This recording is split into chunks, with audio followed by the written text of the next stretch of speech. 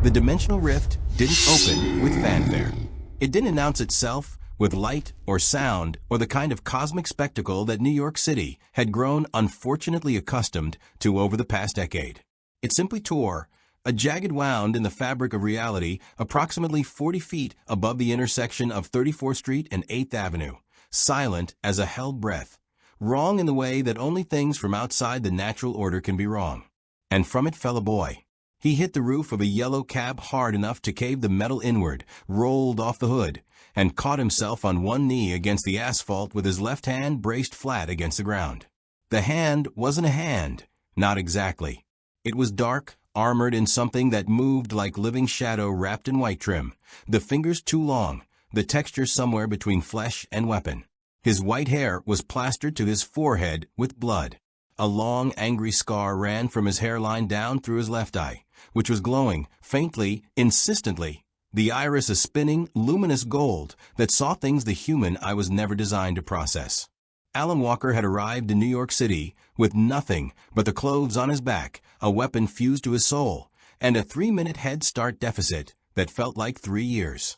He stood slowly, his coat white and black, the high collar and long tails unmistakably theatrical, threaded through with the spectral suggestion of a clown's regalia, settled around him as Crown Clown's ambient energy stabilized against the new atmosphere of this world.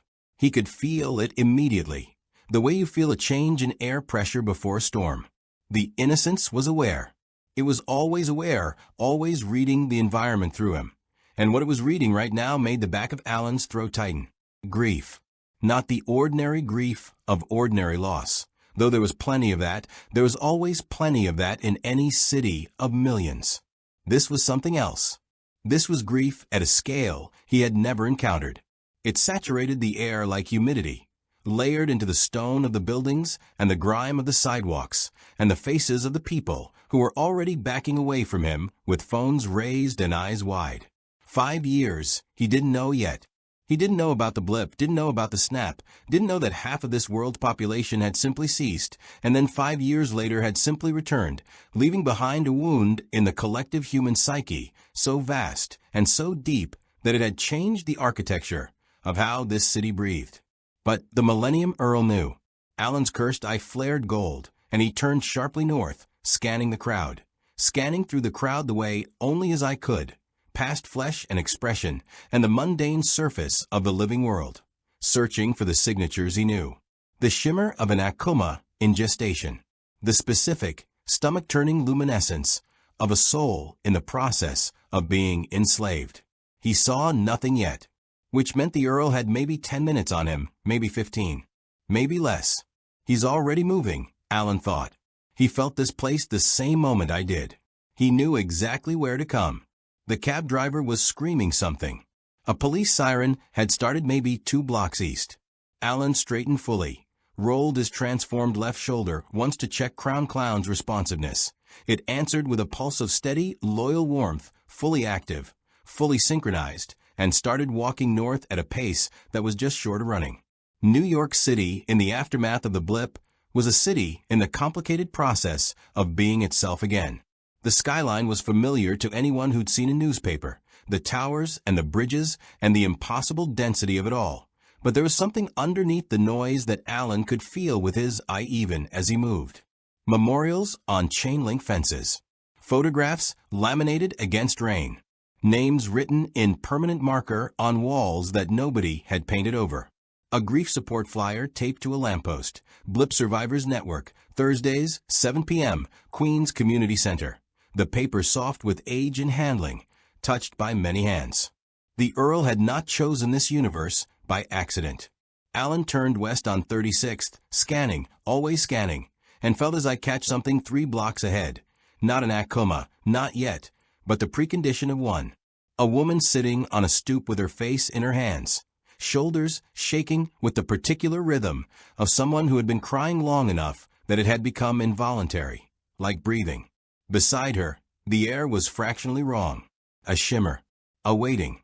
He broke into a run. He was too late to stop the whisper. He was always, somehow, too late for the whisper, but he was close enough to hear it.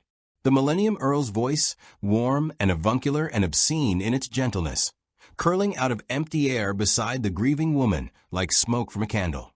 If you wish to see him again, simply call his name. Alan's cursed eye blazed. "Don't," he said, to her, to the voice, to the shimmering air, and he reached the stoop in 3 strides, Crown Clown's energy rising around him like a tide. And the woman looked up at him with red-rimmed eyes, and a hope so desperate it was almost indistinguishable from madness. And Alan Walker felt the familiar weight of a world that suffered settle onto his shoulders in a universe that had never heard his name. Above them both, somewhere in the labyrinth of this impossible city, the Millennium Earl smiled his wide, stitched smile and moved deeper into the grief. The hunt had begun. Before we go any further, here's something to sit with. Alan's cursed. I lets him see the souls trapped inside Akuma.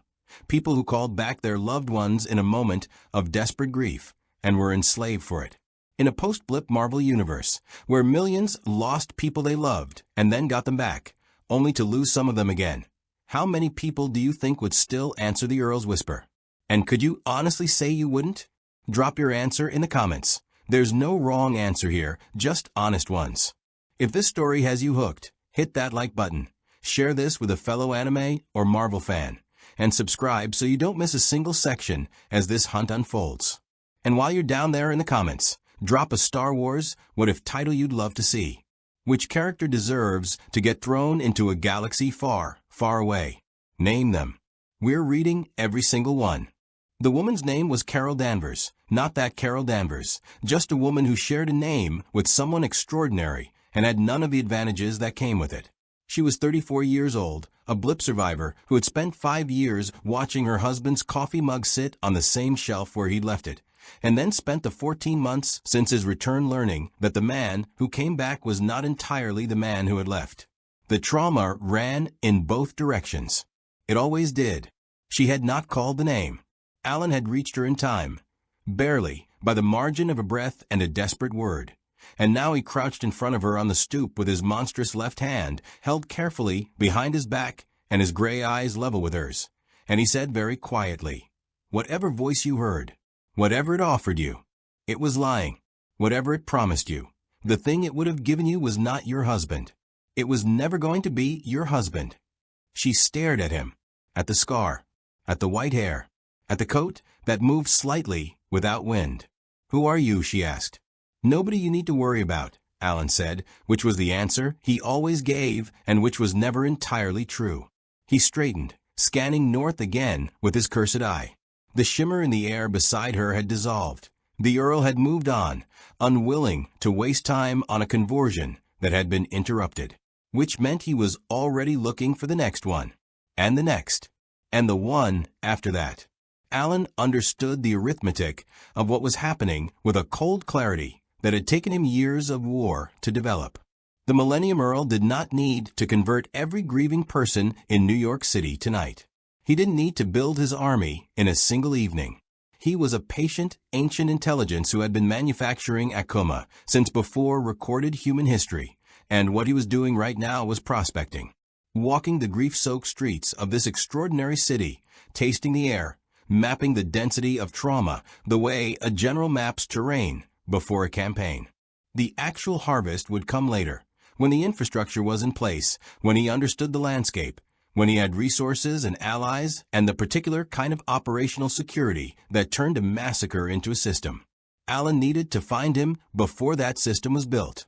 He left Carol Danvers on her stoop. She was already reaching for her phone, already calling someone.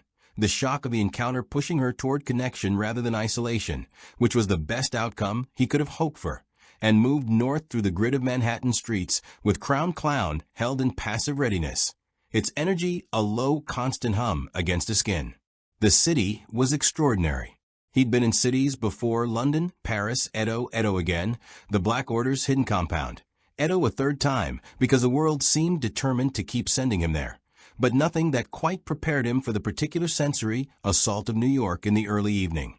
The smell of vehicle exhaust and food carts, and the specific underground warmth that rose from grates in the pavement. The noise of 10,000 overlapping conversations, and the percussion of a city that simply refused to stop moving. Buildings that scraped the sky and meant it. And everywhere, threaded through all of it like a dark ribbon through bright fabric, the residue of loss. His eye cataloged it without his permission. That was the nature of the curse. It showed him what was there, whether he wanted to see it or not. A man on a fire escape with his eyes fixed on the middle distance, holding a photograph with both hands. Two teenagers sitting on a bench sharing headphones, one of them wearing a shirt that read "Remember the Fallen" with a date underneath. A shrine outside a bodega, flowers and candles and laminated photos. The flowers fresh, meaning someone still came here regularly, meaning the grief was still active, still raw, still exactly the kind of wound the Earl could slide a finger into and pull. Alan stopped at the shrine and looked at it for a long moment. How many people in this city? He thought. Asterisk 8 million. And the blip took half of everything, which means asterisk. He cut the calculation off. He'd learned to cut those calculations off. If you let yourself fully comprehend the scale of what the Earl could do with a population this size and this wounded, the number became paralyzing, and paralysis was a luxury that got people killed. Or worse than killed. He knew what worse than killed looked like. He'd been looking at it through his left eye for years. He turned east on 42nd Street, and that was when the wall exploded. Not metaphorically. Not as consequence of some distant event. The wall of the building to his immediate left, a mid-rise office building, glass and steel, the lobby visible through the shattered remains of its front window, simply exploded outward, and Alan was already moving before the debris finished falling. Crown clown snapping to full active manifestation, the white cloak billowing, the claw extending, his eye blazing gold as he read the situation in the half-second it took him to clear the debris field and land in a ready stance facing the building's ruined entrance. In the lobby, suspended 3 feet off the ground by some mechanism Alan didn't immediately recognize, was what appeared to be a man in a red and blue suit with a spider emblem on his chest, held in place by thick ropes of what looked like webbing anchored to the ceiling, walls, and floor simultaneously. He was very thoroughly immobilized. He was also, despite this, talking. "Okay, so here's my thing," the suspended figure said, apparently to nobody in particular since he hadn't noticed Alan yet. "I know I've fought demons before, like that was a whole thing, the whole Mephisto situation. I've done demons. But whatever that was not a demon. That was something new. And I want to be clear that I did not enjoy it." He noticed Alan. A pause. "Are you also new?" Spider-Man asked. Alan's cursed eye was fixed on the darkness deeper in the lobby, where something luminous and wrong was moving with the particular liquid wrongness of a level 2 Akuma that had just finished its conversion and was still deciding what to do with itself.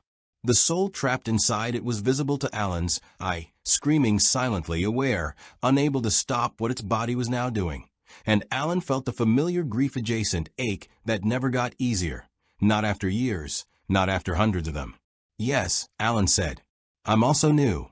He raised his left arm, Crown Clown's claw extending fully, his expression settling into the particular focused calm that combat gave him.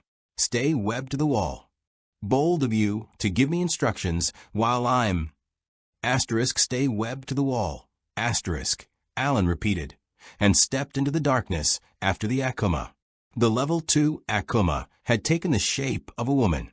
That was always the worst part. Not the violence of them, not the destructive capability or the viral poison they carried in their bodies, like a weapon waiting to be fired, but the shape. The Earl was meticulous about that. He always made sure the Akuma wore the face of the person they had been before the conversion, the face of a loved one who had been called back, the face of the answer to a desperate prayer. It was the cruelest possible design, and it was entirely intentional. Because a grieving person hesitates when they see the face of the one they lost, and hesitation is all the Earl ever needed. Alan did not hesitate. He read the Akuma in the half-second before it lunged, level 2, recently converted, still orienting to its own new existence. The soul inside it a woman in her mid-40s, whose name Alan would never know, and whose expression of silent, permanent horror he would carry with him the way he carried all of them. And he was already moving when it moved. Crown Clown's cloak snapping out to the left to absorb the first blast of dark matter it discharged from its palms. The cloak took the impact and distributed it. the innocence converting the Akuma's dark energy into something harmless, and Alan used the momentum to spin inside the Akuma's guard and bring his left arm up in a tight arc. "Cloak of exorcism," he said quietly, and Crown Clown answered. The white energy that discharged from his arm wasn't explosive. It wasn't meant to be, not at this range, not in an enclosed space with a civilian webbed to the wall 20 feet behind him. It was precise, a concentrated lance of innocence that struck the Akuma at the point where its dark matter core was most exposed, and the effect was immediate. The Akuma shuddered, froze, and then, in the way that always broke something in Alan's chest regardless of how many times he witnessed it, it cracked, the dark matter shell fracturing from the inside as the innocence found the soul within and began the only mercy Alan could offer. The soul became visible for a moment. A woman middle-aged, her expression shifting from horror to something that was almost, not quite, but almost relief. Her lips moved. Alan couldn't hear what she said. He never could. But he nodded at her anyway, the way he always did, because she deserved acknowledgement. She deserved to be seen in her last moment of existence, and his eye was the only thing in any universe capable of seeing her. The Akuma dissolved. The lobby was quiet. Alan lowered his arm and stood in the darkness for a moment, the ambient glow of his eye fading back to its resting luminescence, and breathed. Just breathed. It was a technique Kamui had never taught him and Cross had never mentioned. Just something Alan had developed himself over years of this work, the deliberate pause between an Akuma's death and the next movement forward. A moment to acknowledge what had just happened without letting it become something he couldn't carry. Then he turned back toward the lobby entrance, where Spider-Man was, apparently, still webbed to the wall. Still there, the spider-suited figure confirmed, somewhat unnecessarily, totally by choice. "I could absolutely get out of this. I'm choosing to observe." "You're stuck," Alan said. "I'm strategically stationary." Alan crossed to him and examined the webbing briefly before finding the structural anchor points and cutting through 3 of them with a precise application of Crown Clown's edge. Spider-Man dropped, caught himself on instinct, and landed in a crouch that was genuinely impressive, the kind of physical economy that spoke to years of serious training or something beyond training entirely. He straightened and looked at Alan with the expressionless white lenses of his mask, and Alan looked back with his glowing eye, and for a moment the two of them simply took stock of each other with the particular attention of people who knew how to assess threats quickly. "Okay," Spider-Man said. "You destroyed it." "Yes. The demon thing. You destroyed it." "It wasn't a demon," Alan said. "It was an Akuma. The distinction matters." He was already scanning the street beyond the ruined lobby wall, his eyes searching the middle distance for the Earl's trail. A demon is an entity. An Akuma is a weapon, a human soul enslaved inside a mechanical body, forced to kill and spread destruction against its will. The person inside that Akuma didn't choose any of this. Someone called her name, and the thing that answered them wore her face, and she was trapped inside it. A pause. "That's," Spider-Man said and stopped. Started again. "That's genuinely one of the worst things I've ever heard, and I once watched a man turn into a giant lizard in my school's swimming pool." "It gets worse," Alan said, which was not intended as comfort and was not received as such. "Whoever created that Akuma is in this city right now. He's been here less than an hour, and he's already begun. He'll be looking for concentrations of grief, places where people gather to mourn, to remember, to support each other through loss." He watched Spider-Man process this, watched the white lenses shift slightly as the person behind them made connections Alan hadn't spelled out, and felt a small, involuntary measure of respect for the speed of it. "We just came out of the blip," Spider-Man said. "It wasn't a question." "I don't know what that is," Alan said. "But whatever it was, it left this city saturated with exactly the kind of grief he harvests. I could feel it the moment I arrived." He turned north again, Crown Clown's passive awareness pulling at him like a compass needle. "There's a community center in Queens. I saw a flyer. A grief support group meeting tonight. Thursdays at 7, Spider-Man said immediately, and something in his voice shifted, quieter, more personal, the particular register of someone speaking from experience rather than information. Yeah, I know the one. He knew the one because he had lost people too. I didn't need to tell him that. It was in the voice, in the way the sentence landed with extra weight. In this city, in this time, everyone knew the one. Then we need to move, Alan said. Spider-Man fell into step beside him, or rather, above him, moving in the characteristic swing-in drop pattern that seemed to be his preferred method of urban navigation. And Alan moved through the streets of Manhattan toward Queens, with Crown Clown humming against his skin, and his cursed eyes scanning every face they passed, searching for the shimmer of the Earl's whisper, the luminous signature of a conversion in progress, the specific wrongness of a soul being consumed. He found 3 more. 2 he reached in time. 1 he didn't.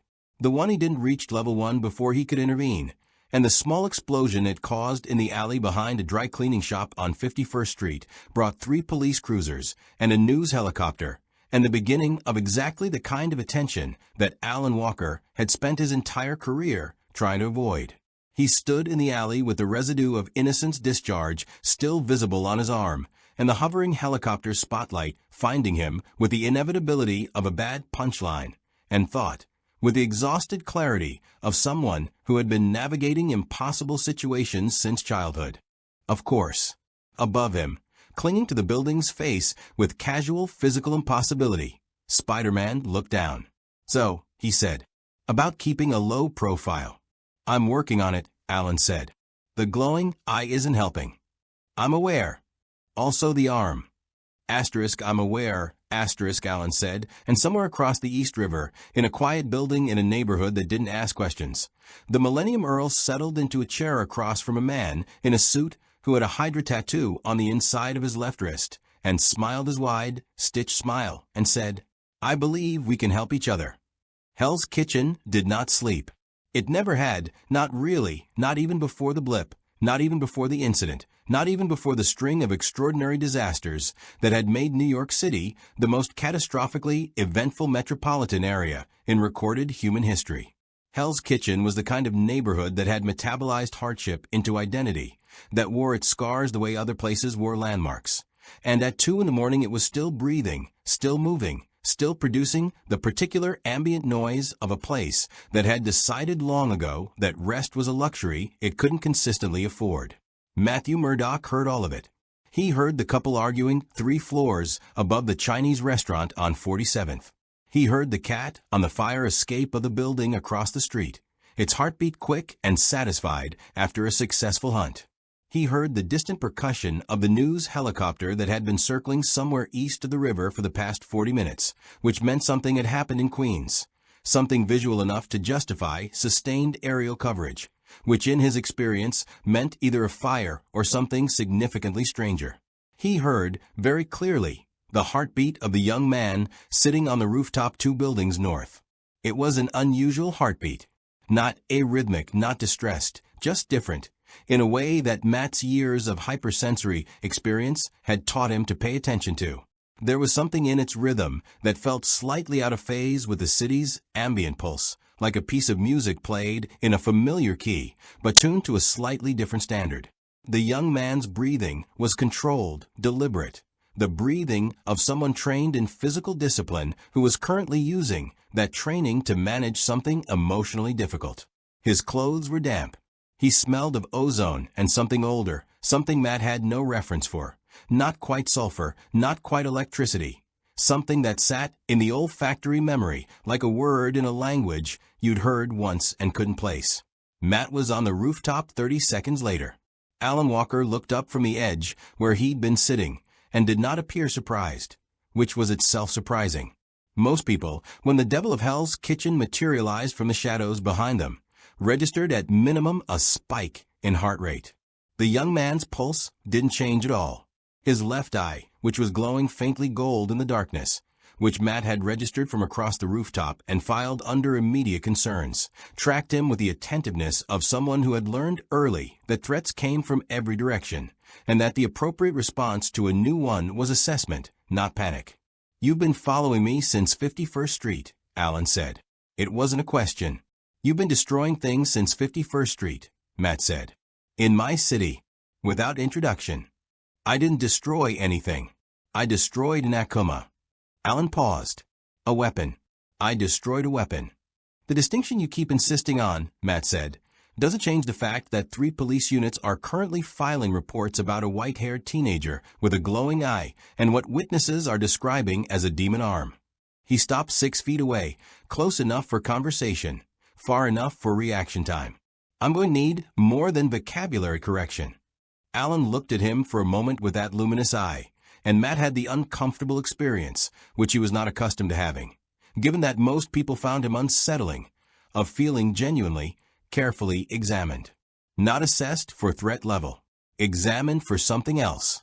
Something the young man was specifically looking for and either found or didn't find, because after a moment his posture shifted fractionally, some small tension releasing from his shoulders. You're not afraid of me, Alan said. He sounded faintly curious. I'm the devil of Hell's Kitchen, Matt said. I'm not afraid of glowing eyes. No, Alan said. I mean you're not. Most people, when they look at me, there's a moment of fear. Instinctive.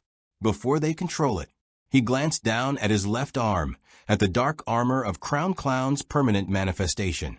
This tends to produce that response. I'm blind, Matt said. The eye doesn't register the way it does for sighted people.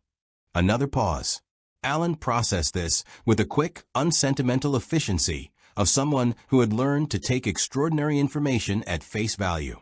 Then how are you? Radar sense, Matt said. Simplified. It's complicated. He moved to the roof edge and crouched, his billy club resting across his knees, tilting his head toward Queens where the helicopter still circled. Spider-Man called me. Said you needed someone who asks harder questions and hits harder answers. A pause. He also said, and I'm quoting, that your arm was genuinely cool, but also deeply concerning. Something crossed Alan's face that might, in better circumstances, have been the precursor to a smile. He's not wrong, Alan said. Tell me about the thing you're hunting, Matt said. All of it. Not the edited version you gave Spider-Man. The full version. So Alan told him. He told it concisely and without embellishment, the way someone tells a story they have told many times to people who need to understand it quickly because lives depend on the understanding. The Earl. The Akuma. The mechanism of conversion. The whisper. The name. The soul enslaved. The Black Order. His own role in it. The dimensional rift that had deposited them both in this city. The fact that the Earl had arrived first and had immediately begun prospecting the post-blip grief landscape with the practiced efficiency of a being who had been doing this for millennia. Matt listened without interrupting.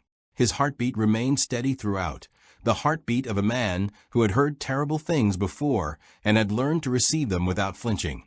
Because flinching cost time, and time was always the resource in shortest supply. When Alan finished, Matt was quiet for a moment. The grief support group in Queens, he said. Spider-Man is watching it, Alan said. I needed a moment. He said it without apology, but with an honesty that cost him something. 3 conversions tonight. 2 I stopped. 1 I didn't. He looked at his left hand. The one I didn't was a man named. His wallet was in the debris. David Park, 41 years old. He lost his daughter in the blip. Matt said nothing. There was nothing to say to that. The Earl's going to find every David Park in this city, Alan said quietly. Every person who lost someone and got them back damaged, or didn't get them back at all, or got them back and then lost them again in all the ways people lose each other after something that enormous. He's going to find every single one of them, and he's going to whisper in their ear, and he is very, very good at it. He stood, Crown Clown's energy rising with him like a tide responding to emotion. I've been fighting him my entire life. I know exactly what he's capable of. And this city is the worst possible place for him to have come, Matt finished. And the best possible place for him to have come, Alan said. Both. Simultaneously. Matt stood. Reached a decision the way he always reached decisions, quickly, based on principle rather than calculation, because calculation could be argued with and principle, in his experience, could not. I know this city, he said. Every grief counselor, every support group, every memorial, every place where people gather to remember. I know the streets and I know the people, and I know which buildings Hydra used before we cleaned them out. He paused. And I know which ones we thought we cleaned out. Alan looked at him sharply. There's an organization, Matt said, called Hydra. And if your Earl is as intelligent as you say he is, he won't have spent his first night in this city just harvesting grief. He picked up his billy club. He'll have spent it making a phone call. Alan's cursed eye blazed gold in the darkness, and in the streets below Hell's Kitchen, the city breathed its complicated, wounded, extraordinary breath, and somewhere in it, moving through it like a needle through fabric, the Millennium Earl was already on his second meeting of the evening. The Hydra Safe House was a converted warehouse in Red Hook, Brooklyn. It had been a textile factory once, then a storage facility, then briefly a film studio during the period when Brooklyn had convinced itself that every available industrial space was one exposed brick wall away from becoming culturally significant. Now it was none of those things. Now it was a place where men in tactical clothing moved through carefully maintained darkness and spoke in the clipped, operational shorthand of people who had learned that specificity was a liability and brevity was survival. Commander Heinrich Strauss had been with Hydra for 19 years. He had survived the fall of S.H.I.E.L.D., survived the Avengers' systematic dismantling of Hydra's primary infrastructure, survived the blip, which had taken 40% of his unit in an instant and deposited them back 5 years later, confused and operationally useless, and survived the post-endgame cleanup operations that had scattered what remained of Hydra's organizational structure into cells so small and so isolated that communication between them required couriers rather than technology. He had survived all of it through patience and pragmatism, and a fundamental willingness to recognize opportunity when it presented itself, regardless of what form that opportunity took. The form it was currently taking was approximately 6 feet tall, dressed in a lavender suit that belonged to no fashion era Strauss could identify, wearing a wide-brimmed hat and a smile that had too many teeth and went too high on both sides. And it had arrived at his door 3 hours ago with an offer that Strauss's pragmatism had immediately recognized as either the most extraordinary development in Hydra's history or a trap so elaborate it deserved a kind of professional respect. Let me be certain I understand the proposition, Strauss said. He was sitting across a metal table from the Earl in a room with no windows, and despite the fact that he was a man who had functioned comfortably in the presence of extraordinary things for nearly 2 decades, there was something about his guest that produced in him a low, persistent unease that he could not entirely suppress. It was the smile primarily. The smile did not change. It did not shift with the conversation, did not diminish during the pauses, did not reach the eyes, which were golden and ancient and attentive in a way that made Strauss feel uncomfortably like a specimen. You can provide soldiers in unlimited quantity, the Earl said warmly, given sufficient raw material. And the raw material is grief, the Earl said. Specifically, the grief of people who have lost someone they loved and would do anything at all, to have them back. He tilted his head. I understand your city has a considerable surplus. Strauss was quiet for a moment. These soldiers, what are their capabilities? Variable, the Earl said. They develop with time. A freshly converted unit is capable of flight, energy discharge, and a viral transmission mechanism that converts any biological entity it makes contact with. A more developed unit, he paused, and the smile widened fractionally, is considerably more impressive. I have units in my primary theater of operation that can level city blocks without meaningful effort. And your price? Infrastructure, the Earl said simply. Reach. Your organization has global networks, supply chains, communications architecture, and most importantly, a database of human loss. You've been surveilling this world's population for decades. You know where the grieving are. You know their names, their addresses, their histories. He spread his hands on the table, and Strauss noticed that the hands were wrong in a way he couldn't immediately articulate. Too smooth, somehow, too deliberate in their stillness. I can manufacture the soldiers. You can tell me where to find the raw material. We share the resulting military capability equally, and between us we achieve in months what either of us alone would require years to accomplish. Strauss looked at him for a long moment. "There's an exorcist in my city," he said. "White hair. Unusual eye. He's been destroying your units since approximately 8 o'clock this evening." The Earl's smile didn't change, but something behind the golden eyes shifted, a deepening of attention, a focusing, the way a flame focuses when the draft that was diluting it suddenly stops. "Yes," the Earl said. "There is. He's a problem." "He is," the Earl agreed pleasantly, "a persistent one. He has been a persistent one for quite some time." A pause. "I would consider his elimination a personal favor, in addition to our professional arrangement. We'll need to know more about him, his capabilities, his weaknesses. I can provide extensive documentation," the Earl said.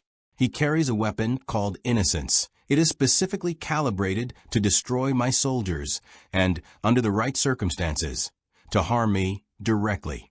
It cannot be replicated or countered by conventional means." He paused. "However, it is powered by his will and his physical endurance. He is, for all his extraordinary qualities, still a boy. He tires. He grieves. He carries more than any single person should carry, and that weight, given sufficient pressure, becomes a liability." The golden eyes were warm with something that was the precise opposite of warmth. "Push him hard enough, and he will push back against himself." Strauss nodded slowly, made a decision, extended his hand across the metal table. "Hail Hydra," he said.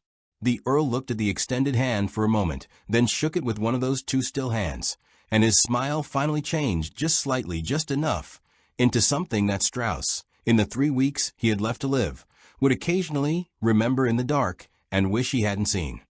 Alan and Matt moved through Brooklyn with the particular efficiency of two people who had independently developed the skill of urban navigation under pressure and were now discovering that their methods were complementary without being identical. Matt moved through the city by sound and sensation, his radar sense painting a picture of the environment in real time that was in some ways more complete than sight. He knew the weight distribution of every person they passed, the stress fractures in the pavement, the specific acoustic signature of the warehouse district ahead that told him it was less empty than it appeared. Alan moved through it by eye, both eyes, the ordinary gray one that read surfaces and the cursed gold one that read deeper, that found the shimmer of the Earl's recent passage in the air like a trail of disturbed water. "He came this way," Alan said. "Recently. Within the last 2 hours. There's a Hydra cell in Red Hook," Matt said. "One we flagged but couldn't move on. Not enough evidence for legal action, and the timing wasn't right for anything else." A pause. "The timing may have changed. If the Earl has already made contact with them," Alan started. "Then we're already behind," Matt said. "We've been behind since he arrived," Alan said, and there was no self-pity in it, just the flat acknowledgement of a tactical reality. That's the nature of hunting him. He moves faster than response. He always has. The entire history of the Black Order's campaign against him is essentially a documentation of how far behind we consistently are. He paused, scanning a roofline with his cursed eye. "The only advantage I've ever had is that I know how he thinks. I know what he wants and how he wants it and what he does when he gets it, which means I know what comes next." "What comes next?" Matt asked.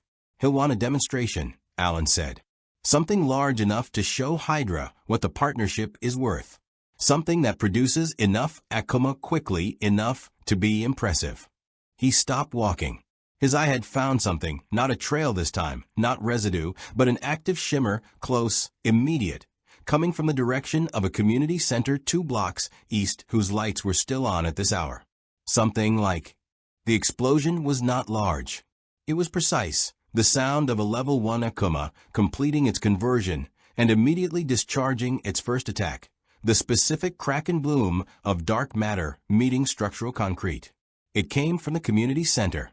It was followed immediately by screaming. Alan was running before the echo finished. Behind him, Matt was already on his phone. "Peter. Red Hook Community Center. Now."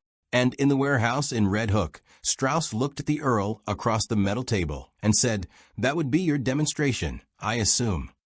"The first of many," the Earl said warmly, and refilled his tea. The community center was called the Red Hook Remembrance House. It had been established 14 months after the blip's reversal by a coalition of neighborhood residents who had collectively decided that the city's official grief resources were insufficient, underfunded, and located in buildings that felt institutional in ways that made genuine vulnerability difficult. The Remembrance House was none of those things. It occupied a converted brownstone with mismatched furniture donated from 30 different apartments, walls covered in photographs and drawings and handwritten notes, a kitchen that always had something on the stove, and on Thursday evenings, a back room where 43 people had been sitting in a circle of folding chairs, sharing the specific, complicated grief of people who had lost someone to the blip. 31 of them were still alive when Alan came through the door. The other 12 were not dead. That distinction mattered enormously, and Alan's I confirmed it immediately as he cleared the entrance. The shimmer of active conversions, 3 of them simultaneously, the Earl having apparently decided that his demonstration for Hydra warranted volume rather than precision. 3 level 1 Akuma were in the process of finalizing their forms in the back room, still in the fluid, unstable phase between human appearance and their true shape. And the surviving 31 people were pressed against the walls or under the folding chairs or moving toward the emergency exit with a controlled desperation of people who had survived one catastrophic, impossible thing already and were drawing on that experience now. Alan didn't stop moving. He went through the hallway and through the door to the back room and had Crown Clown fully manifested before he crossed the threshold. Cloak deployed, claw extended. The full regalia of his innocence blazing white and gold in the cramped space of the back room, and the 3 forming Akuma turned toward him with the instinctive threat response that was wired into them from the moment of their creation. And Alan felt as cursed, cataloging all 3 simultaneously, reading their development stage, assessing their threat vectors, finding the 3 souls trapped inside them with the efficiency of long practice. A woman in her 60s. A teenage boy, a man Alan's own age. He filed their faces. He always filed their faces. Cloak of exorcism, he said, and moved. The next 40 seconds were the most physically demanding 40 seconds Alan had experienced since arriving in this universe. 3 simultaneous level 1 Akuma in an enclosed space with civilians present required a specific discipline. Every discharge had to be absorbed or redirected. Every movement calculated against the geometry of the room, every application of innocence precise enough to destroy the Akuma without the shock wave reaching the people pressed against the walls. He took a dark matter blast to his left shoulder that Crown Clown's cloak partially absorbed and partially didn't, the remainder hitting him with enough force to drive him back 2 steps and leave a burning sensation across his collarbone that he cataloged and set aside. He destroyed the first Akuma, the woman in her 60s. Her soul flickering free with the particular relieved dissolution he had seen hundreds of times and never stopped seeing, and immediately pivoted to the second, the teenage boy, whose level 1 form had chosen a configuration that used the folding chairs as projectile weapons. And Alan was threading between flying chairs and returning fire, and watching the 3rd Akuma position itself behind the last 3 civilians who hadn't made it to the exit yet. That was when the window came in. Not broke. Came in, frame and all, admitting a rush of night air, and a figure in red and blue hit the floor rolling and came up between the 3rd Akuma and the remaining civilians with his hands already moving. Web lines deploying with the rapid-fire efficiency of someone who had been doing this long enough that it had stopped requiring conscious direction. "I got the civilians," Spider-Man said. "You got the—" "Yes," Alan said, and destroyed the 2nd Akuma. He crossed the room in 3 strides, Crown Clown's claw reaching past Spider-Man's shoulder to find the 3rd Akuma's dark matter core at the precise angle that his eye had already identified as optimal, and discharged. The Akuma shattered. The man Alan's own age dissolved into the same relieved dissolution as the others, and the back room of the Red Hook Remembrance House was suddenly strangely quiet. The surviving civilians were staring at him. Alan lowered his arm. stood in the wreckage of folding chairs and shattered window glass and the residue of 3 Akuma destructions, his coat torn at the shoulder, his eye fading back to its resting luminescence, and looked at the people he'd saved, really looked at them, with both eyes, the ordinary gray one and the cursed gold one, and saw what he always saw in the aftermath. Shock, confusion, the specific, displaced expression of people whose grief had just been weaponized against them by something they had no framework to understand. "You're safe," he said. It was inadequate. It was always inadequate. He said it anyway because it was true, and because true things, even inadequate ones, mattered.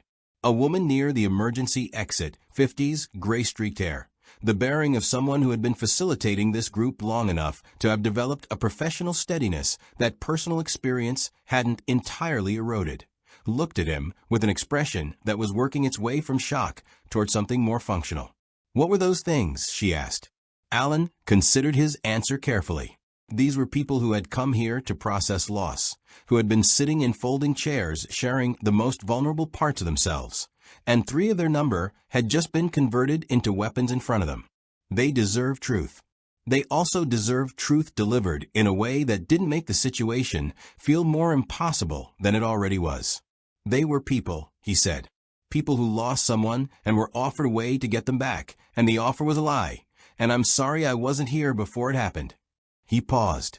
The thing that made that offer is still in this city. It will make that offer to other people. If anyone approaches you, anyone, regardless of how they look or sound, and offers to return someone you've lost, you need to leave immediately and call. He looked at Spider-Man. "Me," Spider-Man said. "Call me. I'm Spider-Man. Everyone has the number." A pause. "There's a number. It's online. It's very findable." Matt came through the broken window 30 seconds later with the focused efficiency of someone who had assessed the exterior situation and determined the interior needed him more. He moved through the room with his cane tapping lightly, his radar sense reading the space, and found Alan by his unusual heartbeat and the specific olfactory signature of innocence discharge. 3 conversions, Alan said. "I know," Matt said. "I heard them happen. From 2 blocks away, I heard the moment." He stopped. His jaw tightened. "I heard them." The weight of that landed on all 3 of them simultaneously and sat there. "There are going to be more," Alan said. He was looking at the wall of photographs, the Remembrance House's collection of faces, people lost in the blip, people mourned, people loved. And his cursed, I was doing what it always did, reading the grief encoded in every image. And the scale of it, even compressed into this single room's worth of documentation, was staggering. The Earl made contact with someone tonight. I can feel it in how this happened. 3 simultaneous conversions. This location specifically, the timing. This was deliberate. This was a demonstration. For Hydra, Matt said. For whoever he's partnered with, Alan confirmed. He showed them volume, proved the concept, which means the next phase is... He felt it before he could finish the sentence. Crown Clown flared, not the gentle warning pulse of a nearby Akuma. The full, urgent blazing of his innocence responding to something significantly more developed, something that the weapon in his soul recognized as a genuine threat, a level 3 signature, powerful and deliberate and close. And Alan turned toward the source with his eye blazing gold and his arm rising, and the entirety of Crown Clown's available energy gathering in response. The wall of the Remembrance House came apart. What stood in the gap it left was not the fluid, unstable form of a freshly converted Akuma. It was fully realized, fully developed, its dark matter body solid and purposeful, its face, wearing the face of a young man, maybe 20, preserved in the permanent expression of someone who had been called back and enslaved before they understood what was happening, turned directly toward Alan with a recognition that went beyond simple threat targeting. It knew him. The Earl had sent it specifically for him. Alan's eye found the soul inside it in the same instant that Crown Clown reached full capacity, and he saw, with the particular cruelty of his curse, because his curse was always cruel, that the young man inside the level 3 Akuma was looking back at him with full awareness, fully conscious of what he was, fully unable to stop what his body was about to do, and the expression on his trapped face was not horror. It was apology. Alan felt something shift in his chest. Not the 14th, not yet, just the simple, devastating weight of a boy who had been apologizing for things he couldn't control since he was a child. And Crown Clown blazed to its absolute limit, and Alan Walker stopped holding back. Crown Clown, at full capacity, was not a comfortable thing to witness. Spider-Man had seen extraordinary things. He had stood in the presence of gods and faced the architecture of the universe coming apart and watched a purple alien unmake half of existence with a gesture. And he had developed, through all of it, a reasonably calibrated sense of what constituted genuinely alarming power. Alan Walker, at full capacity, recalibrated that sense immediately and without ceremony. The white energy that erupted from Crown Clown wasn't explosive in the conventional sense. It didn't push outward, didn't level the surrounding structure, didn't produce the kind of indiscriminate destruction that most power at that magnitude tended toward. It was precise, surgical in a way that felt almost paradoxical given its scale, like watching a master calligrapher work with a brush the size of a building. The cloak expanded to fill the space between Alan and the level 3 Akuma, with a wall of white that absorbed the Akuma's opening discharge completely. A blast of dark matter that Spider-Man's instincts told him would have taken out the entire block if it had connected with anything less capable of receiving it. Alan moved through his own defensive wall without slowing. The claw extended, not the compact, close-quarters configuration it had been using all evening, but fully deployed, reaching. The fingers of Crown Clown's manifestation, spreading wide and finding the level 3 Akumas, form with a confidence of something that had been designed specifically for this purpose and knew it. The contact produced a sound that Spider-Man felt in his back teeth, a frequency below hearing that registered as physical pressure, and the Akuma staggered. It didn't fall. Level 3. Spider-Man filed that classification away with the grim efficiency he'd developed for threat taxonomies. Whatever the numerical system Alan was using, the jump from level 1 to level 3 was not incremental. The thing in the gap of the ruined wall absorbed the full force of Crown Clown's opening strike and stabilized, its dark matter body reconstituting around the point of impact with a speed that made Spider-Man's web shooters feel suddenly, acutely inadequate. "It's rebuilding," Spider-Man said. "I know," Alan said. He wasn't winded, not yet, but there was a tension in his frame that hadn't been there before, a quality of effort that the earlier fights hadn't required. Level 3 Akuma have regenerative capacity. You need to find the core. Where's the core? Center mass, Alan said, and drove forward again. Keep the civilians moving. Spider-Man turned back to the room. The 31 survivors, most of them already moving through the emergency exit under the guidance of the gray-haired facilitator, who had apparently decided that practical action was the most useful response available to her, and began the rapid, unglamorous work of making sure nobody got left behind. Nobody went into shock in a corner. Nobody made the catastrophically understandable decision to take out their phone and start filming instead of evacuating. Matt was already outside, his radar sense mapping the street, his voice low and constant on his phone, coordinates, descriptions, the clipped operational language of someone coordinating something larger than the three of them. Inside, Alan and the level 3 Akuma destroyed approximately 40% of the Remembrance House's interior over the next 90 seconds. Alan took 2 more hits, one to his right side that he rolled with, bleeding off the kinetic force the way his training had taught him, and one that he didn't roll with, a direct dark matter blast that Crown Clown's cloak took in full and converted. But the conversion cost something, a visible dimming of the Innocence's ambient glow that lasted 3 seconds before recovering. He was breathing harder now. The cursed eye blazed gold with a brightness that was partly combat focus and partly something else. The 14th's presence, stirring at the edges of his consciousness with a particular opportunistic timing it always chose, surfacing when Alan was under pressure, when his defenses were occupied elsewhere. Not now, Alan thought, with the practiced firmness of someone who had been having this argument with his own mind for years. Not now, not here, not for this. The 14th subsided. Barely. Alan found the opening he needed when the level 3 Akuma overextended on its 4th attack, a common pattern in recently deployed units that hadn't yet calibrated their power against a target with genuine resistance, and drove Crown Clown's claw into the center mass with everything he had. The innocence found the core. The Akuma froze. And Alan's cursed, I found the young man inside. 20 years old, maybe 21. His trapped expression, still carrying that devastating apology, still conscious, still aware, and Alan held the innocence at the point of contact for a moment longer than was strictly necessary, not to cause suffering, precisely the opposite, giving the soul inside a moment of contact with something that was not the darkness it had been drowning in, before he completed the exorcism. The level 3 Akuma dissolved. The young man's soul was gone. Alan stood in the wreckage of the Remembrance House's back half with his arm lowered and his breathing elevated and Crown Clown's energy settling back from its peak like a tide going out. And the quiet that followed the dissolution was the specific, ringing quiet of a space where something enormous had just happened and the air hadn't yet decided what to do with the absence. Spider-Man dropped from the ceiling beam he'd been clinging to and landed beside him. "You okay?" he asked.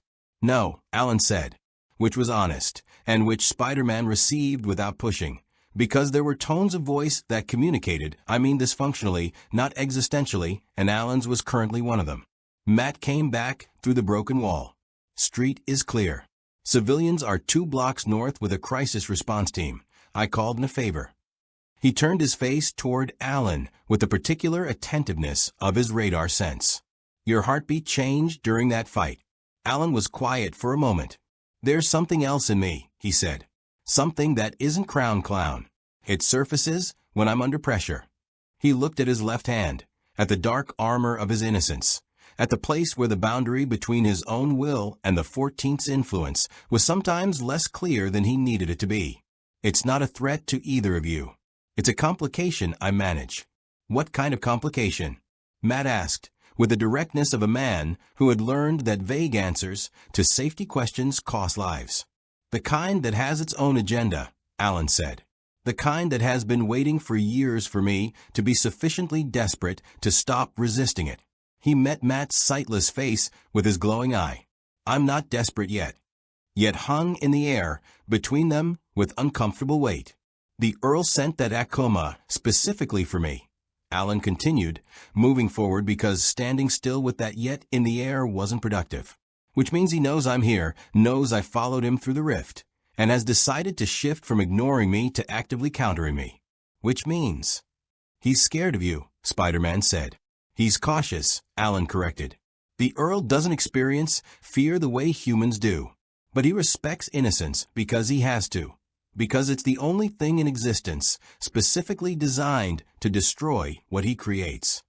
He turned toward the ruined wall, scanning the night beyond it with his cursed eye. "He'll accelerate his timeline now. The Hydra partnership will move faster. He'll want to establish enough Akuma presence in this city that I can't contain it, overwhelm my capacity for response until the sheer volume of conversions exceeds what one exorcist can address." "Classic attrition strategy," Matt said grimly. "He's had millennia to perfect it," Alan said. A notification sound from Spider-Man's suit. He checked it, and something in his posture shifted. The particular shift of someone receiving information that recontextualizes the current situation significantly. "Friday, someone with access to Stark's old surveillance network just flagged unusual activity at 5 locations simultaneously," he said.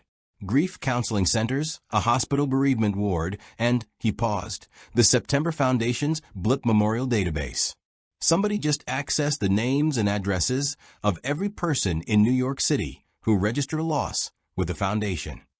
The silence that followed was the silence of 3 people doing the same calculation and arriving at the same answer. 8 months of registered grief, hundreds of thousands of names, every address, every loss documented and cataloged, and now in the hands of an ancient being who turned grief into weapons. "He has the list," Alan said quietly. Matt's jaw was tight. "We need to move on the Hydra cell tonight, before they can distribute it further." "We need more than 3 people," Spider-Man said. Alan looked at both of them, at the city beyond the ruined wall, lit and breathing and full of people who had survived something extraordinary and were still, 14 months later, carrying the weight of it. At the photographs, still hanging on the Remembrance House's intact walls. All those faces, all that documented love and loss, all of it now a targeting list. Crown Clown's energy was steady against his skin. Tired, but steady. The 14th was quiet, for now. Then find more people, Alan said. I'll follow the Earl's trail. He'll be watching the Hydra meeting. He'll want to confirm the data transfer himself. He doesn't delegate things he considers important. He turned toward the street. And the list is the most important thing he's acquired since arriving in this universe. He was already moving when Matt called after him. Walker. A pause. Don't engage him alone. Alan didn't stop walking, but he answered quietly over his shoulder. I never planned to. He had, however, a long history of plans not surviving contact with the Millennium Earl, and Crown Clown hummed against his skin with a low, loyal warmth of a weapon that knew its wielder better than its wielder sometimes knew himself. And the city opened up around Alan Walker as he moved through it, vast and wounded and extraordinary, and somewhere in it, moving with the unhurried confidence of a being who had never once doubted his own victory, the Earl smiled his wide, stitched smile, and waited. The Stark surveillance network flagged 5 locations. Matt took 2, a grief counseling center in the Bronx and the hospital bereavement ward in Washington Heights, moving through the city with the focused efficiency of a man who had spent years learning that Hell's Kitchen was just a starting point and New York City, in its entirety, was his actual jurisdiction. He made 3 phone calls on the way, the clipped operational shorthand of someone activating a network that existed precisely for situations where official channels were too slow or too visible. By the time he reached the Bronx, there were 2 people he trusted waiting outside the counseling center who asked no questions and required no explanation and were simply, quietly, there. Spider-Man took the September Foundation database breach, following the digital trail with the assistance of someone he referred to only as my guy in the chair, who was apparently capable of tracking Hydra's network intrusion in real time, and whose running commentary through Spider-Man's earpiece provided a continuous stream of information that was equal parts useful and aggressively conversational. Alan followed the Earl. The trail led south through Brooklyn, then east, doubling back twice in a pattern Alan recognized. The Earl testing for pursuit, checking whether his demonstration at the Remembrance House had produced the response he anticipated. Alan stayed a block and a half behind the trail's edge, reading it with his cursed eye without closing the distance, letting the Earl believe his tale was clean while Alan mapped the route and calculated the destination. The destination was the Red Hook warehouse. Alan stood on a rooftop across the street from it for 4 minutes, reading the building with his eye, cataloging what was inside. 12 human heartbeats. He didn't have Matt's radar sense, but his eye could read the living from a distance the way it read everything else. The faint luminescent signatures of people who were not yet Akuma, but were in the building where Akuma decisions were being made. Hydra operatives? Almost certainly. And one signature that was different from all the others. Older, denser. The specific luminescence of something that had been alive for so long that the quality of its life light had changed, deepened, become something other than what ordinary human existence produced. The Earl was in the building. Alan's phone, a cheap prepaid device Matt had procured for him 2 hours ago, with the pragmatic efficiency of someone who had learned that operational communication was non-negotiable, buzzed. Asterisk Bronx location clean. Got there before conversion. M asterisk. Then Spider-Man. Asterisk database breach contained. Hydra only got partial list. Maybe 40,000 names instead of full 300K. Still bad. Very bad. But less bad? Asterisk. Alan typed back. Asterisk Earl is in the Red Hook warehouse. I'm outside asterisk. Matt's response was immediate. Asterisk do not go in alone. ETA 18 minutes. Asterisk. Spider-Man. Asterisk same. Please wait asterisk. Alan looked at the warehouse. Looked at his phone. Looked at the warehouse again. He thought about the 40,000 names on the partial list. 40,000 people whose addresses were now in Hydra's possession, whose grief had been documented and cataloged and was now a resource in a partnership between an ancient evil and a terrorist organization that had survived everything the world's greatest heroes had thrown at it. He thought about the 3 souls he hadn't saved tonight, David Park in the alley, and the woman in her 60s, and the young man whose apology he was still carrying, and the arithmetic of what the Earl could do with 40,000 targeted names before Matt's 18 minutes elapsed. He put the phone in his pocket and dropped off the rooftop. The warehouse's side entrance was unlocked, which was either careless or deliberate, and Alan decided it didn't matter, which because the outcome was the same either way. He moved through the entrance corridor with Crown Clown in passive readiness, his eye reading the interior. The 12 Hydra operatives distributed through the main floor, the Earl's signature coming from a room at the building's far end, the specific layout of a space that had been arranged for a meeting rather than a defense. He stopped. Something was wrong. His eye was reading the 12 Hydra operatives, and it was reading them correctly, reading their life signatures, their positions, their proximity to each other. And then it read something else, something underneath the ordinary human signatures, something that had been there all along, and that he had mistaken, in his 4 minutes of external surveillance, for the ambient luminescence of living people. It wasn't. 8 of the 12 signatures were Akuma, fully formed, fully developed, deliberately suppressing their active state to read as human to anything that wasn't specifically calibrated to see through the disguise. And Alan's eye was specifically calibrated for exactly this. Had been since the day the curse had been carved into his face, but the calibration required active focus, and he had been focused on the Earl's signature, and the building's layout, and the 40,000 names, and the 18 minutes, and the Earl had always known exactly how to divide attention. The trap closed. All 8 Akuma activated simultaneously. Alan had Crown Clown fully manifested in the same instant. The reflex was faster than thought, years of war compressed into muscle memory and innocent synchronization, and the cloak deployed to absorb the opening volley of 8 simultaneous dark matter discharges, which was an amount of dark matter that Crown Clown could absorb, but not without cost. The innocence flaring white-hot with the effort of conversion, and Alan felt it in his bones, felt the drain of it, felt the specific deep exhaustion that came from pushing his innocence past its comfortable operating threshold. He destroyed 2 Akuma in the first 15 seconds. The remaining 6 were level 2, faster and more coordinated than the level 1 units he'd been handling all evening, and they moved with the tactical intelligence of units that had been specifically briefed on an exorcist's capabilities and limitations. They spread wide, using the warehouse's industrial geometry against him, cover, elevation, crossfire angles, and Alan moved through it with everything he had, Crown Clown blazing, his eye reading trajectories and cores and the positions of the 4 remaining human Hydra operatives who were staying very deliberately clear of the engagement with the watchful stillness of people following instructions. Watching, assessing, reporting. The Earl wasn't here to fight. The Earl was never here to fight. The Earl was in the back room watching through proxies and learning, cataloging Crown Clown's capabilities under sustained pressure, measuring Alan's endurance against a controlled attrition scenario. He's testing me, Alan realized, destroying a 3rd Akuma. He wants to know my ceiling. The 14th stirred. Not gently this time, not the careful, opportunistic surfacing of earlier in the evening. This was a surge, sudden and strong, rising through Alan's consciousness with the force of something that had been waiting for precisely this moment.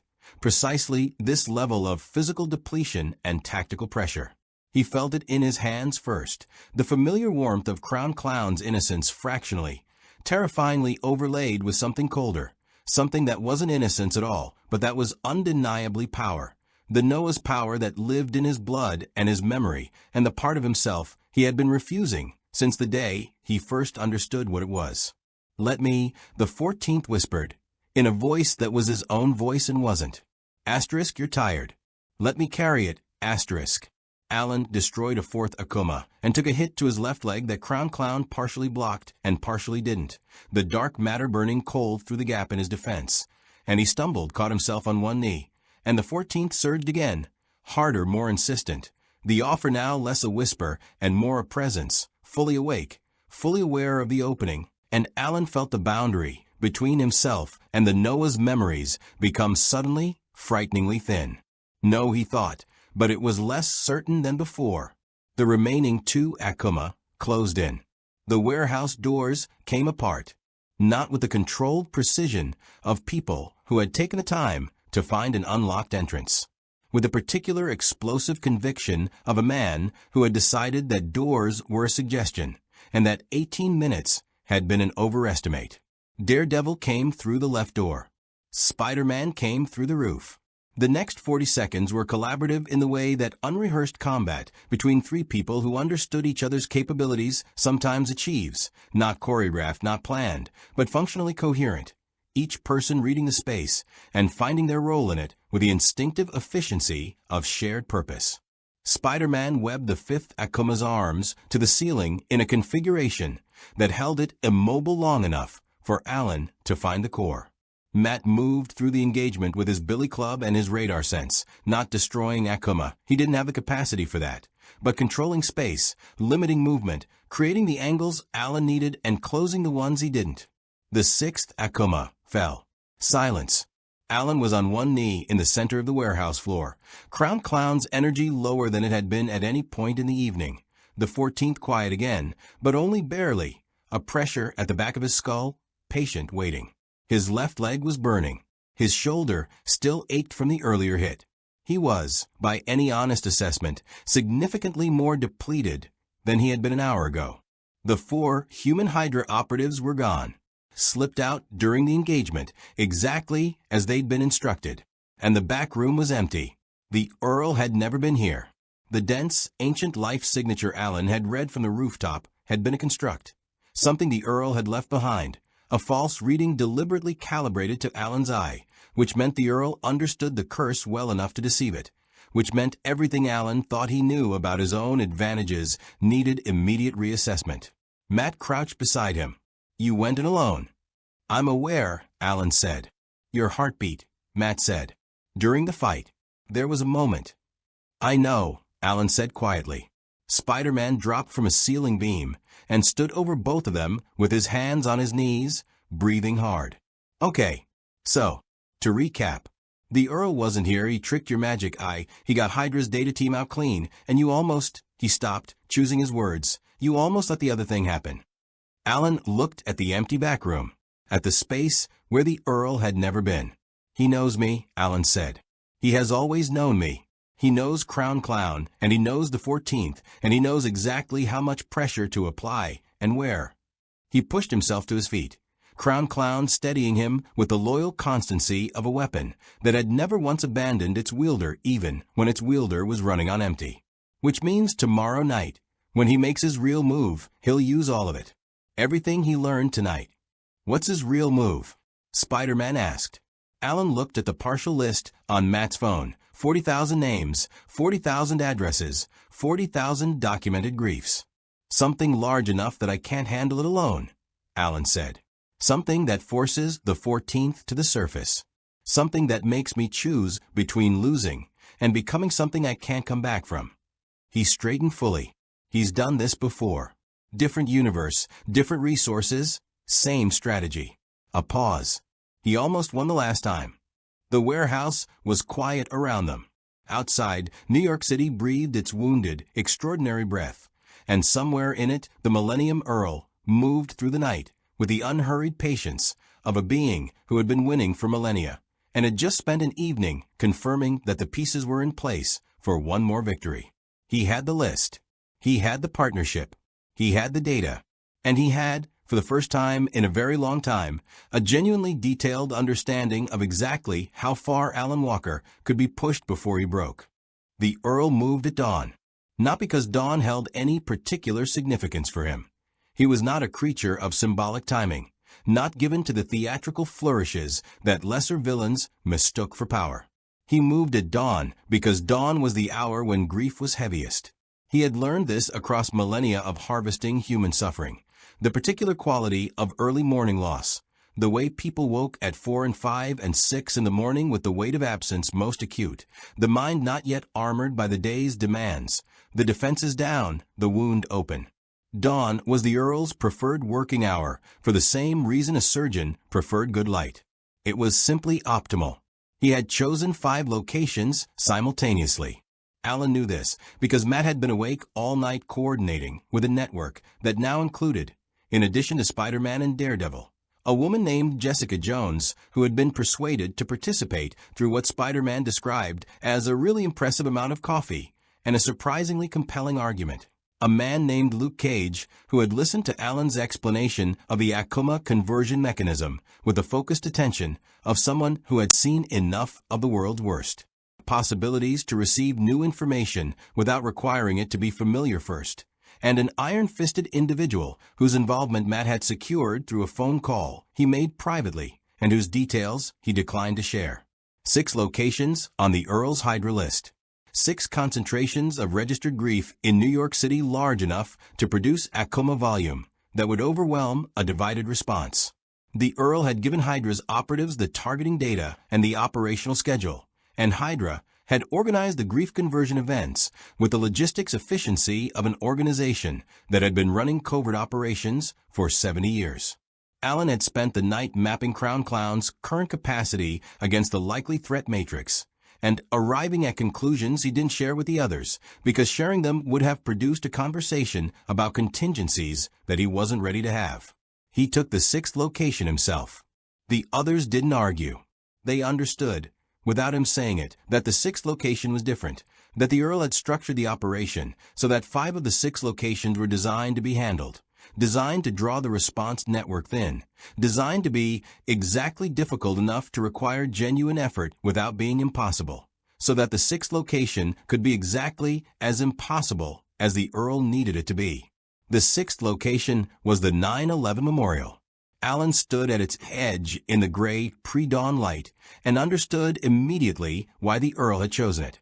Not for the grief, though the grief here was vast and layered and decades deep, the specific grief of a city that had absorbed a wound so enormous it had changed the shape of everything that came after.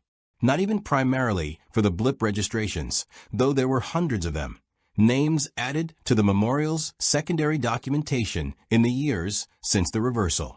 The Earl had chosen it because it was open, because the pools and the plaza and the surrounding space gave Akuma room to develop and maneuver without the geometric constraints of enclosed buildings, because the acres of open ground meant Alan couldn't use the walls and corners and ceiling beams that had given him his tactical edges all night, because it was a place where Crown Clown's precision advantages were neutralized by scale. He had chosen it because it was the worst possible ground for an exorcist working alone.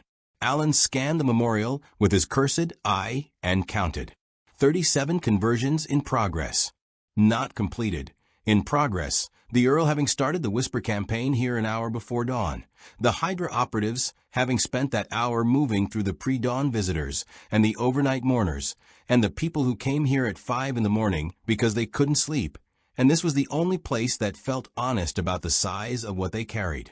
37 souls in the process of being enslaved. Alan felt the number settle on him with a physical weight. He had saved 2 last night, stopped 1, lost 3. The arithmetic of his entire career was this arithmetic: the saved against the lost, the reached against the too late, the line he tried to hold against the tide he couldn't stop alone. He had made his peace with that arithmetic years ago. Or he had told himself he had made his peace with it, which was a different thing. And the distinction was something the 14th had always known how to find. He moved into the memorial. The first 7 conversions he reached in time, moving through the pre-dawn gray with Crown Clown blazing, the innocence a white fire in the half-light, destroying the forming Akuma before they could fully materialize, freeing the souls inside with the desperate efficiency of someone who understood that every second was a calculation. He was fast. He had always been fast. Crown Clown synchronization was the deepest, most complete of any exorcist the Black Order had ever documented.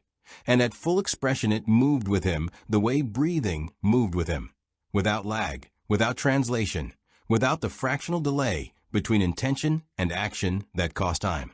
He reached 11, then 14, then 17. The remaining 20 completed their conversion while he was working. They materialized across the Memorial Plaza in a wave, level 1S mostly, but several level 2S among them. And standing at the far edge of the reflecting pool, watching with the warm, attentive expression of a naturalist observing a fascinating specimen, was the Millennium Earl. He looked exactly as Alan remembered him. He always looked exactly as Alan remembered him. The lavender suit, the wide-brimmed hat, the stitched smile that occupied too much of his face. The golden eyes that were ancient and amused and entirely without mercy. He had a cup of tea, which Alan was certain he had produced from nowhere simply because the gesture communicated something specific about how seriously he was taking this confrontation. "My dear Alan," the Earl said warmly, across 30 yards of pre-dawn Memorial Plaza. "You look tired." "Call them off," Alan said. "I don't believe I will," the Earl said. "I've been rather enjoying this city. The grief here is extraordinary. Genuinely the finest I've encountered in quite some time. There's a depth to it, a layering, centuries of it, really all compressed into this remarkable island." He tilted his head. "I think I might stay." The 20 Akuma moved. Alan met them. What followed was the longest sustained engagement of Alan Walker's career in this universe. 2 minutes and 40 seconds of continuous Crown Clown deployment against 20 Akuma across open ground, without walls, without geometry, without the structural advantages that enclosed spaces provided, and with the Earl standing at the reflecting pool's edge, providing what appeared to be running commentary that Alan was too occupied to hear and too professional to be affected by even if he could have. He destroyed 9 in the first minute, took 4 significant hits in the process, dark matter impacts that Crown Clown's cloak absorbed partially and his body absorbed the rest, burning cold through his coat, through his defenses, through the Innocence's protective field, accumulating in his bones as the specific deep exhaustion of an exorcist operating past sustainable output. His left leg was screaming. His shoulder had progressed from burning to a deep, structural ache that spoke to something more serious than bruising. His breathing was controlled but effortful, the deliberate rhythm of someone managing their body's distress signals rather than feeling them. He destroyed 4 more. 13. The 14th surged. Not a whisper this time, not a gentle pressure or a patient offer. A surge, full and immediate and enormous, rising through Alan's consciousness with the force of something that had been watching all night, cataloging every hit, measuring every drain, waiting for precisely the moment when the gap between what Crown Clown could do and what the situation required became wide enough to constitute an opening. The gap was wide enough. Now the 14th said, in Alan's own voice, with a certainty that was almost indistinguishable from Alan's own certainty. Asterisk, not as a loss, as a choice. "Let me carry what you can't. 14 Akuma remain, and you have perhaps 40 seconds of current capacity, and we both know the arithmetic." Asterisk. Alan destroyed a 14th Akuma and staggered. Caught himself. Straightened. Crown Clown blazing. Lower now, visibly lower. The white fire that had been incandescent at the start of the evening reduced to something that was still bright but was fighting to remain so. The remaining 6 Akuma circled. The Earl watched with his cup of tea. "He's right, you know," the Earl said pleasantly. The 14th. "He's been right for quite some time. You've been carrying something that wants to help you, and your objection to accepting that help is," he tilted his head, "sentimental really. Understandable, but sentimental." "I know what you're doing," Alan said. "Of course you do," the Earl said warmly. "You've always been the most perceptive of my opponents. That's never been the problem." He set down his tea on the edge of the reflecting pool with the fastidious care of someone who genuinely valued the ritual of it. "The problem, my dear boy, has always been that perception and endurance are not the same thing." The 6 Akuma attacked simultaneously. Crown Clown met them. Met all 6, the cloak expanding to maximum coverage, the claw driving through the gap in the formation with a last concentrated burst of innocence Alan could produce at full output. Finding 1 core, 2 cores, the Innocence destroying with the desperate precision of a weapon that was still loyal, still willing, still synchronized. But Alan was on one knee before the 5th Akuma fell, and the 6th was standing over him with its dark matter core exposed and its borrowed face wearing the permanent expression of someone who was past apology, past horror, reduced to the simple mechanical execution of its purpose. Alan looked up at it. He could feel the 14th at the surface. Right at the surface. 1 moment of surrender, 1 second of released resistance, and it would be there, and the 6th Akuma would be gone, and the Earl would be facing something he was significantly less prepared for than an exhausted exorcist on one knee. He felt the weight of it. The souls he'd saved tonight. The ones he hadn't. The 37 who had started this morning as people, and the 20 who had become weapons, and the 9 he'd freed, and the 6 he hadn't, and the one standing over him now with its borrowed face. He saw the soul inside it. A man in his 30s. Dark eyes. The expression, not horror, not apology, just exhaustion. The exhaustion of someone who had been grieving for a long time and had been offered rest, and had taken it without understanding the cost. Alan felt something shift. Not the 14th. Not the cold surge of Noah's power or the temptation of borrowed strength. Something simpler and older than either of those things. The thing that had defined him since before the Black Order, before Crown Clown, before the war. The thing that had made him an exorcist in the first place, that had kept him an exorcist through everything the world had done to make him something else. He cried for every soul he couldn't save. And Crown Clown responded to grief the way it had always responded, not with less power, but with more, the innocence reading the emotion not as weakness, but as the specific fuel it had always run on, the love that refused to become rage, the grief that refused to become indifference, the boy who kept crying, because stopping would mean accepting that the crying wasn't worth it. White fire. Absolute. Complete. The kind of Crown Clown output that the Black Order's documentation described as theoretical maximum, and Alan had touched perhaps 3 times in his entire career. It lasted 4 seconds. When it ended, all 6 Akuma were gone. Alan was face down on the Memorial Plaza. The reflecting pool caught the first light of dawn in its surface, orange and pale gold. The sky doing the thing it did at this hour that made even the most exhausted people involuntarily look up. And Alan turned his head and looked at it from ground level and breathed, just breathed, the deliberate pause between an Akuma's death and the next movement forward. The 14th was quiet, deeply quiet, not suppressed, not waiting, but genuinely quiet, as if the display of Crown Clown's absolute output had said something the 14th understood and respected in its own complicated way. Footsteps. The Earl crossed the plaza and stopped 6 feet from Alan's prone form.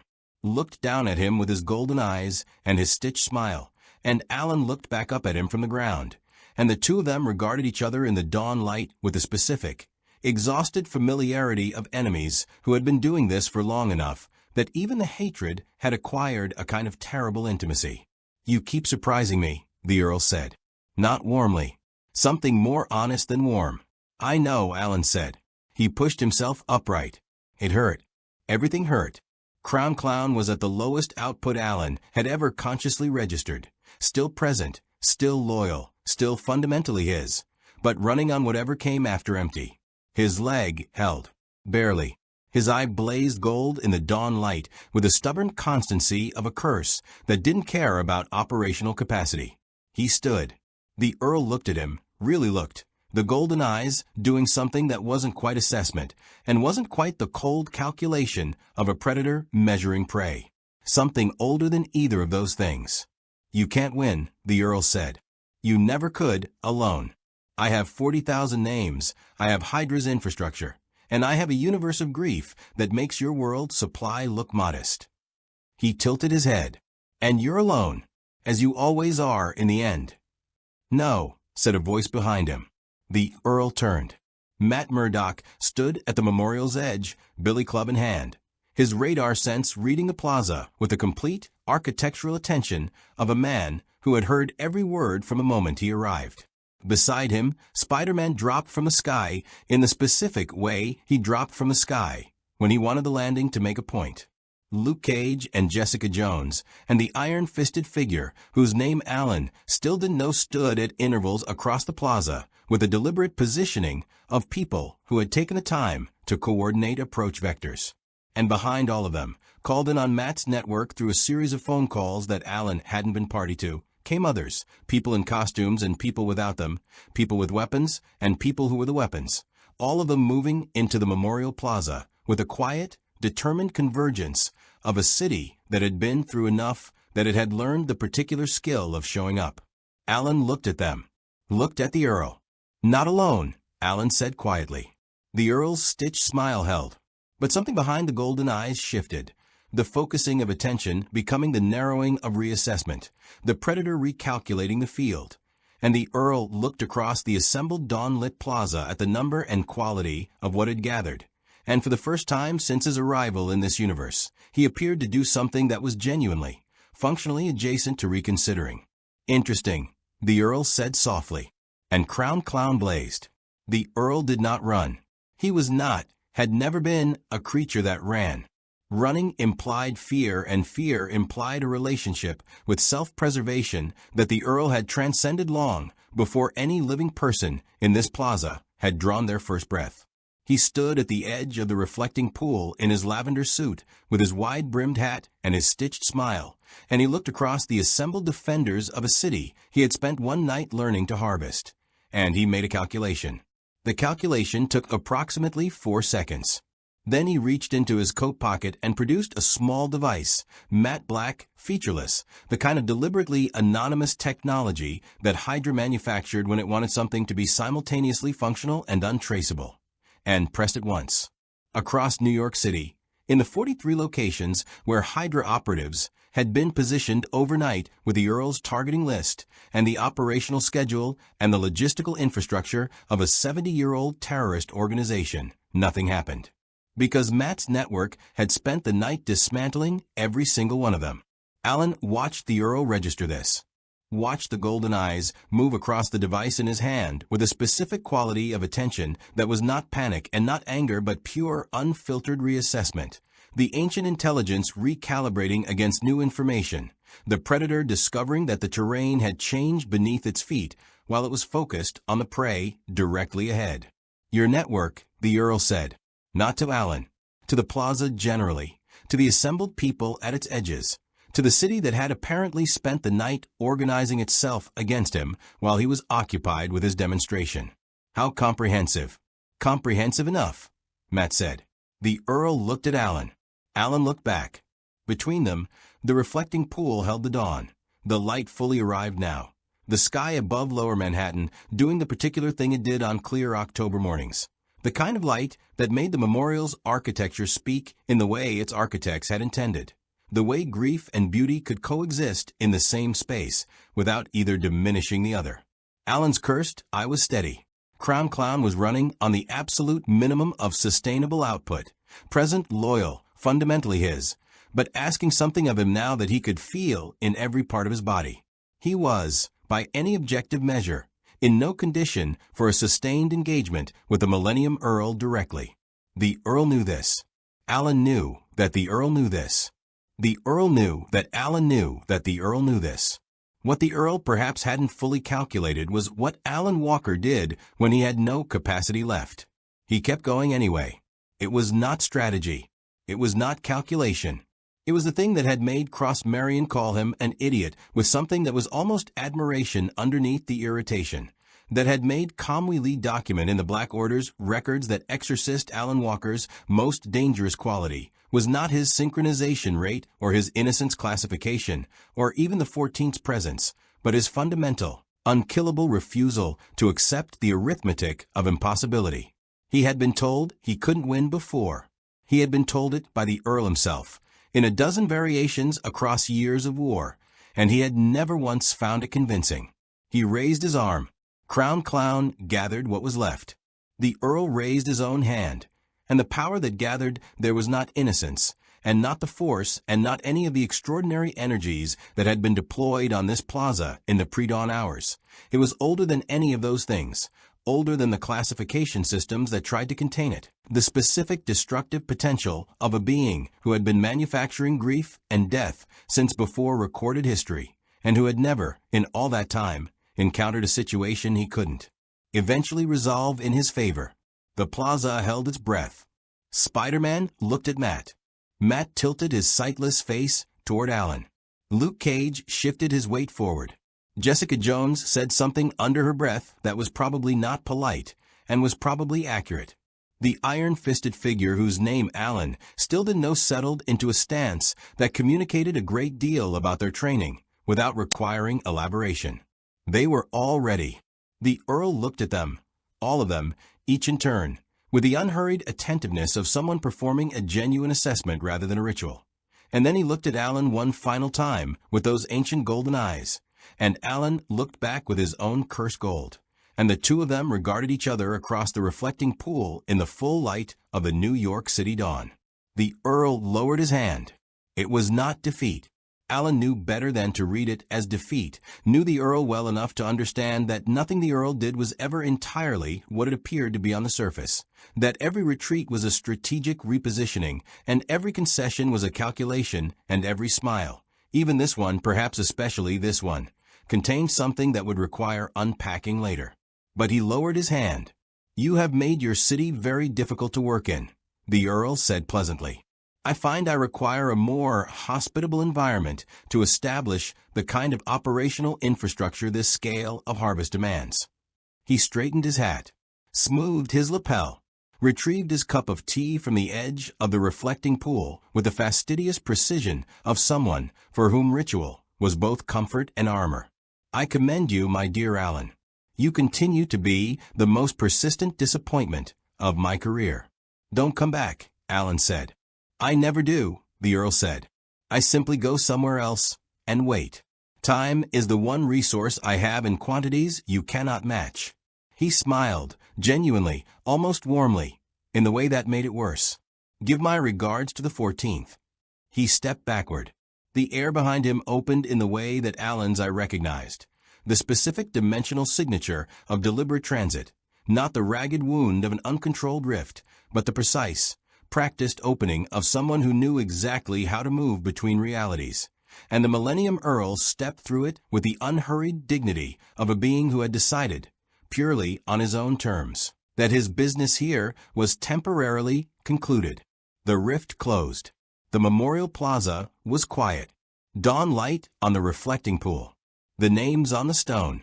The city breathing beyond the memorial's edges, already waking, already moving, already producing the extraordinary ambient noise of a place that had metabolized catastrophe into identity and was doing it again, had been doing it again since the blip, and would do it again after whatever came next, because that was what the city did.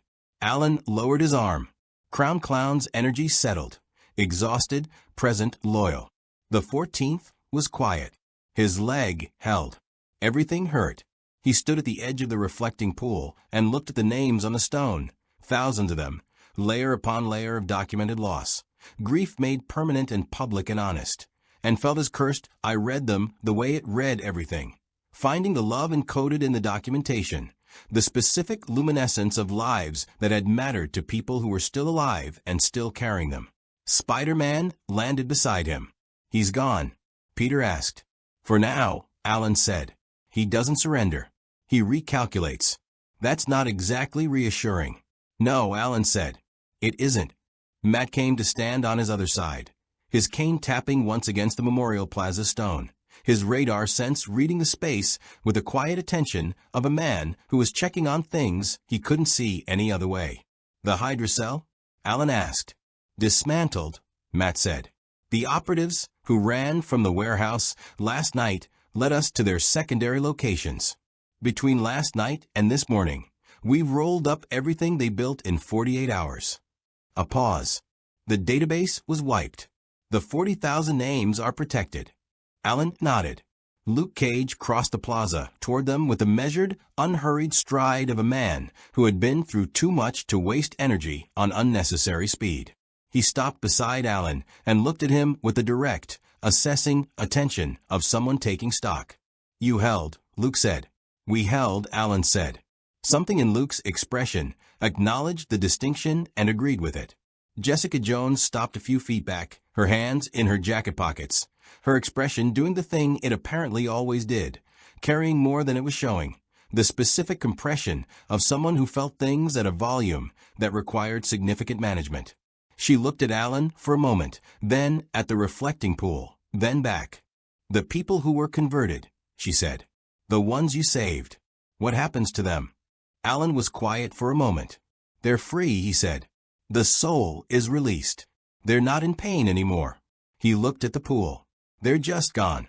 The conversion is irreversible. Freeing them is the only mercy available." Jessica nodded. Didn't say anything else. Didn't need to. The sun was fully up now. Alan stood in the light of a city he had spent one night defending and looked at the rift's closing point, the precise spot in the air above the Memorial Plaza, where the Earl had stepped through, and which now held no evidence that anything unusual had occurred there. No residue, no signature, nothing as I could read. Gone. But not finished. The 14th was quiet in the way that the sea is quiet between swells. Not absent, not resolved, just gathered. The Earl was somewhere else in the multiverse, recalculating, rebuilding, waiting with the patience of something that measured time in centuries. The 40,000 names were protected today. Tomorrow there would be other names, other griefs, other cities that hadn't spent a night organizing their defenses. Alan knew this. He had always known this. He turned to Matt. I need to find the rift that brought me here. Get back to my own world. The Black Order needs to know the Earl has dimensional transit capability. If he can reach this universe, he can reach others. How long? Matt asked. Days, Alan said. Maybe a week. The rift signatures decay. I need to track the original entry point before it closes completely. He paused. I'll need help. You have it, Spider-Man said immediately, with the particular speed of someone who had made the decision before the question was finished. Matt nodded once. The economy of a man who didn't use words as ceremony. Alan looked at the memorial, at the names, at the light on the water.